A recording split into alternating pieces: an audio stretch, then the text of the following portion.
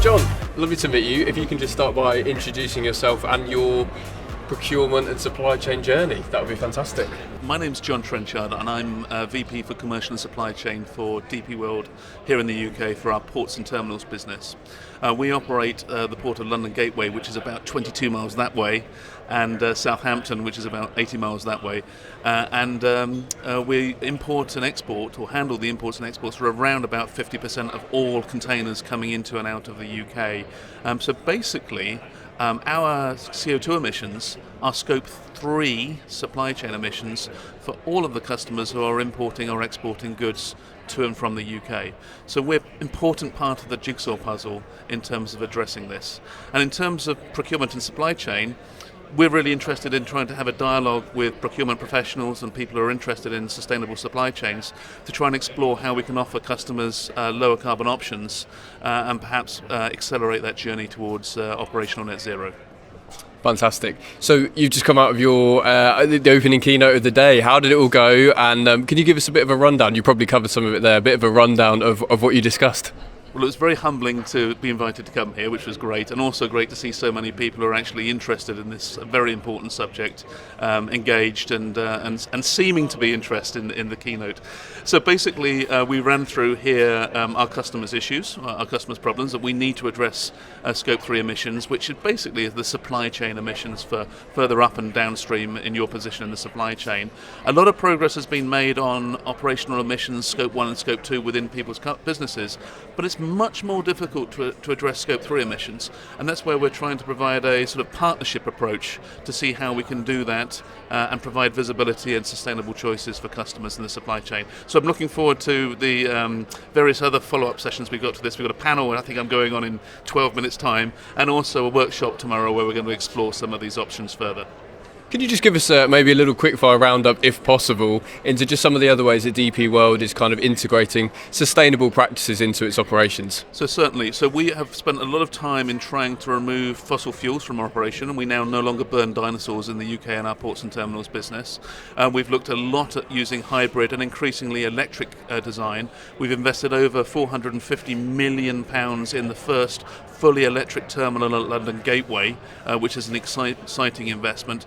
And then we're also looking at how to provide low carbon options for our customers adjacent to our business as well. So we've launched the award-winning modal shift program, which has taken it's taken over 100,000 containers off the road into rail, and we've won a couple of awards for that. So thank you very much for all of our customers who've got involved in that.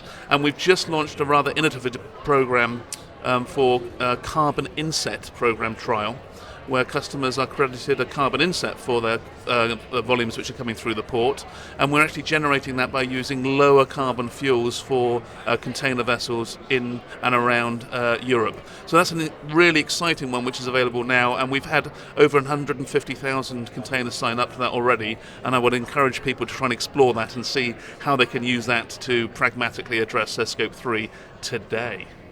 Fantastic. So lots going on then. Something that comes up in a lot of the coverage we do is that clash between integrating those sustainability practices and cost pressures, especially sort of on the procurement side.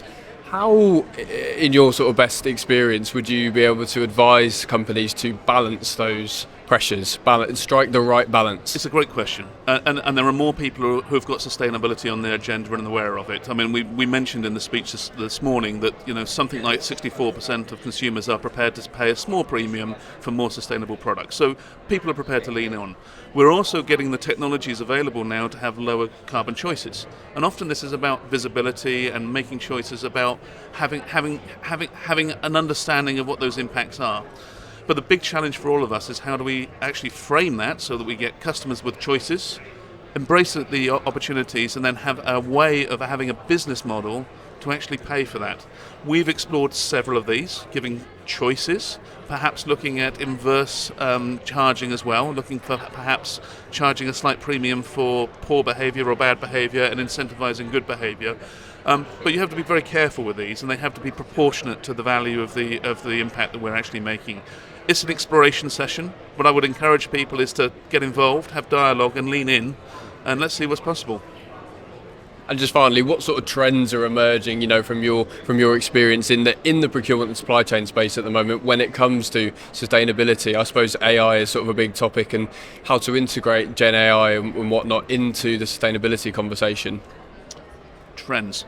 Yes, AI is important, and it's important for efficiency and optimization, and we need to think about that in terms of efficient options. So that will happen.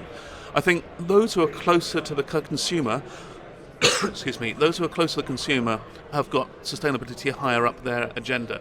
What we're seeing now is the trickle down further into the supply chain, and now it's becoming critical to those further in the supply chain and procurement professionals doing this to look at this. The regulations is something which is a changing feast. Even over the last 3 or 4 days, there's been updates on various regulations, and I'm sure we're going to hear more about that over the next couple of days as other speakers are talking about that. But I think those are probably some of the trends.